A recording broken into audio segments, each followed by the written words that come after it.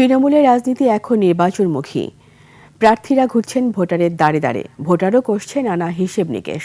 বরগুনা থেকে প্রতিনিধি জয়দেব রায় জানাচ্ছেন নির্বাচনের খবরাখবর। রীতা, আপনাকে ধন্যবাদ। সাগর উপকূলীয় জেলা এই বরগুনায় দুইটি মোট সংসদীয় আসন রয়েছে।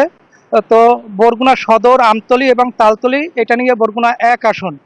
এই এক আসনে এবছর ভোটারদের ভিতরে ব্যাপক উৎসাহ উদ্দীপনা দেখা যাচ্ছে। এখানে মোট ভোটার রয়েছে 5,19,400, আর নারী ভোটার রয়েছে 2,60,000। তো এখানে যেই নির্বাচিত হোক, নারীদের একটা বেশ অগ্রাধিকার আছে, তাদের ভোটাধিকার প্রয়োগের ক্ষেত্রে একটা বড় ভূমিকা রয়েছে। এখানে একজন নারী ভোটার রয়েছেন, মূলত শুনবো তার কাছে তারা আসলে এই বছর নির্বাচনে তারা কেমন প্রার্থীকে চান এবং তারা তাদের কোন ধরনের প্রার্থীকে তারা ভোট দেবে। ধন্যবাদ আপনাকে। আসলে এবছর আমরা চাচ্ছি তাকে অবশ্যই জনবান্ধব হতে হবে এবং নারী, যেহেতু বাংলাদেশের অধিকাংশই নারী ভোটার রয়েছে, তো নারীদের মানবাধিকার প্রতিষ্ঠা এবং তাদের কর্মসংস্থান এবং তাদের নিরাপত্তা নিয়ে যে কাজ করবে, আমরা আসলে সেই ধরনের একজন সংসদ সদস্য চাচ্ছি। ধন্যবাদ। এখানে একজন পুরুষ ভোটার রয়েছেন, আসলে তার কাছে শুনবো তারা কেমন প্রার্থীকে এবছর ভোট দেবেন।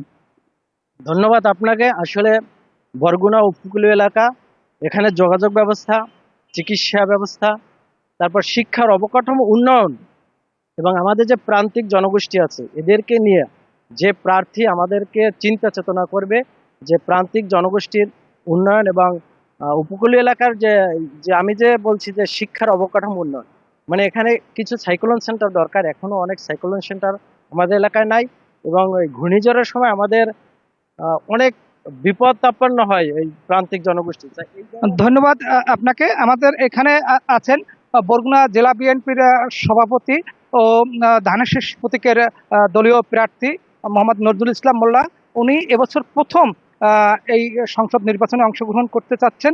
আমরা মূলত তার কাছে শুনবো জনগণের কাছ থেকে তিনি কিরকম সাড়া পাচ্ছেন এবং তিনি নির্বাচিত হলে বরগুনার উন্নয়নের জন্য কি করবেন। আপনাকে ধন্যবাদ। বরগুনায় আমি এবার 35 বছর পরে এখানে বিএনপি মনোনয়ন দিয়েছে সদর আসনে।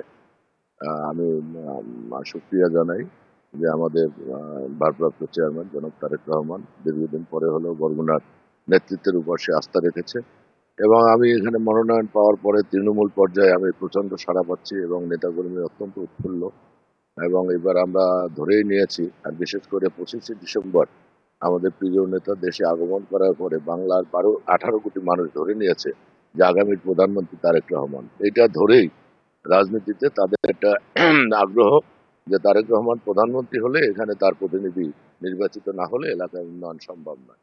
ধন্যবাদ ধানের শীষের দলীয় প্রার্থী নজরুল ইসলাম মোল্লাকে।